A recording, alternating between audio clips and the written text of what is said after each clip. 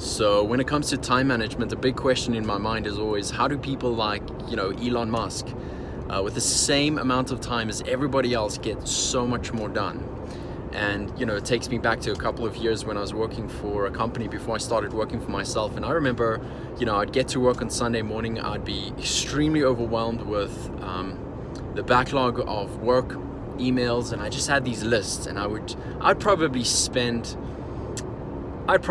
about an hour just trying to decide what on earth I needed to spend my time doing. And eventually I'd get so overwhelmed sometimes that I'd just start somewhere with some of the easiest tasks, right? And then just kind of work through my list. At the end of the day, I'd feel so unfulfilled, but so burnt out as well. I was so busy grinding, but not really spending my time on the most important things. And so I wasn't very productive, very unfocused.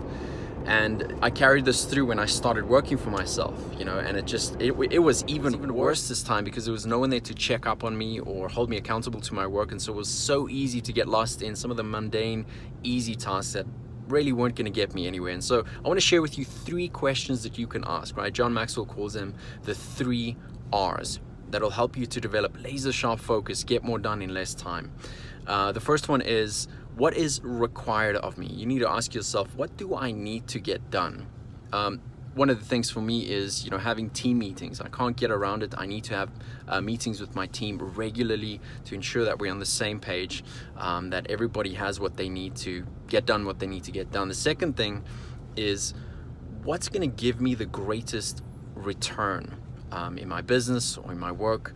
Basically, what I ask is, what did I get hired for? What do I get paid for? Or if you're in a business, what's that thing that's going to give you the biggest return on your time investment in terms of growing the business, right? So for me personally, that's sales. Anytime I'm working on driving our sales, it's going to be something like sales calls or sales presentations, sales offers, and so on.